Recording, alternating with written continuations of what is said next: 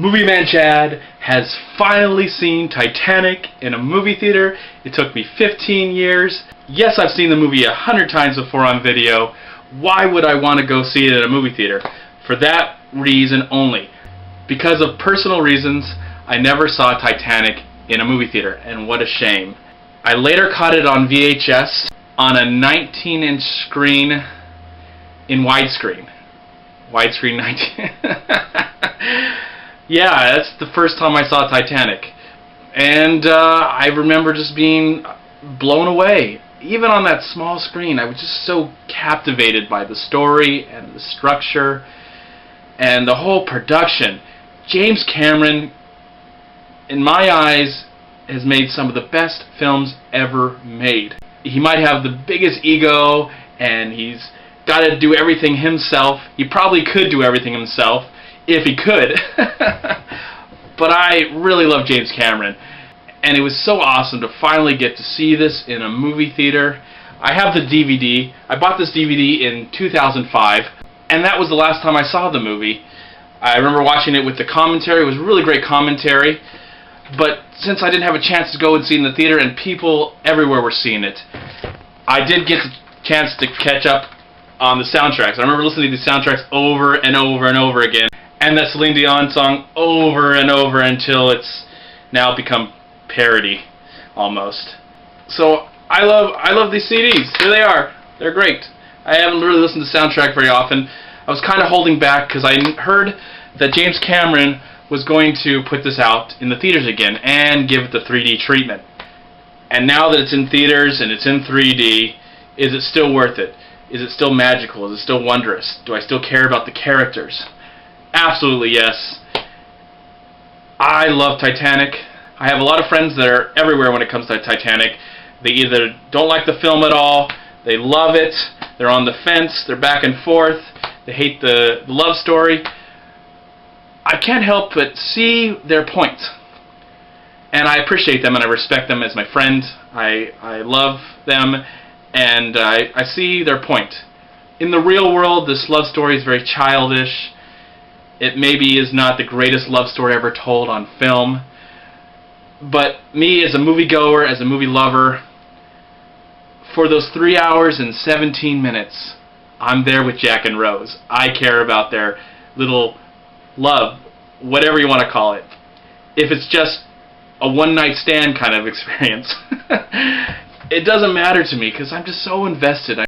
There's just so much to appreciate. I mean, all the detail. I watched the special features on this DVD, and there's some good stuff on there explaining how the movie got made, and I'm still so blown away by all the technical blah in the film. I mean, they just did so much homework on trying to get this as perfect. It's never going to be as perfect as the real situation, and I just appreciate that.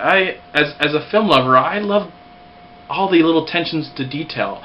I mean, they took pictures, they took the real pictures, and then they kind of incorporated them somehow into the movie. That's just cool, man. That's a filmmaker who knows what he wants.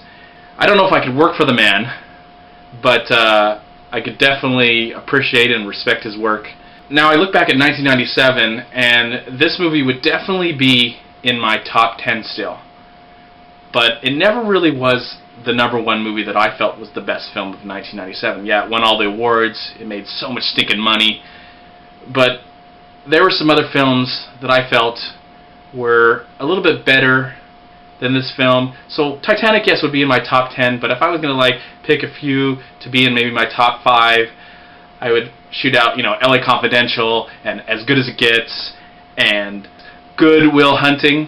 And also 1997 brought us a very underrated, appreciated film that I just caught up on TV the other day, Gattaca. Have you seen Gattaca lately? Check it out. It's still worth seeing. It's a great film, and I hope that I can have a chance to do a video on that. So back to Titanic. I go back to Titanic.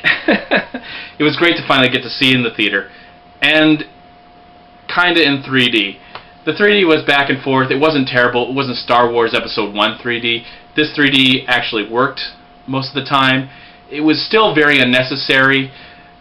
I wasn't really there to see the movie in 3D. I could care less if the film was in 3D.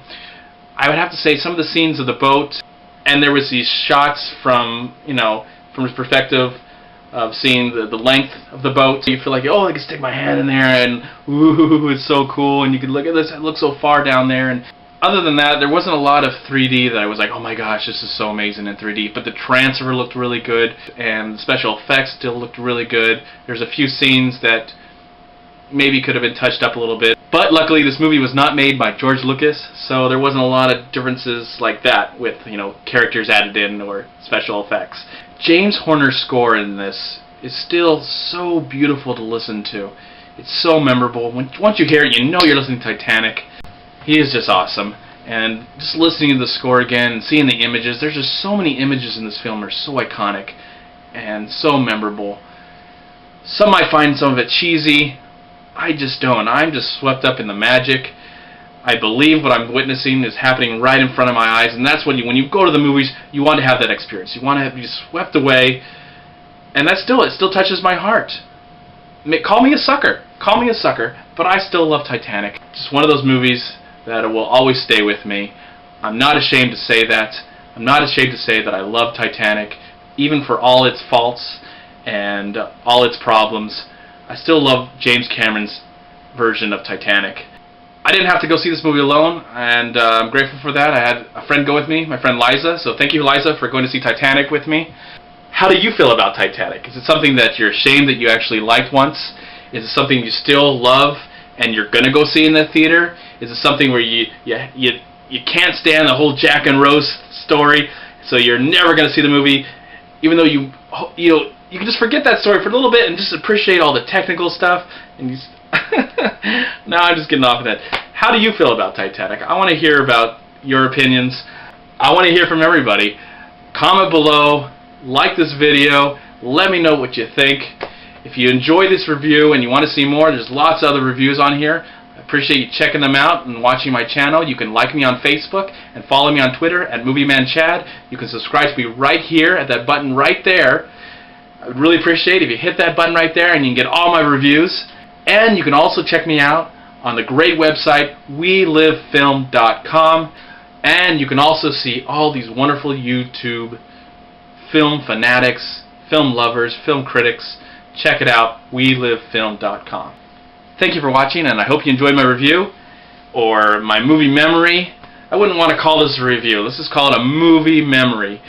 Finally, I got to see Titanic in the movie theaters. I enjoyed it. I loved it. So thank you for watching, and I'll see you next time.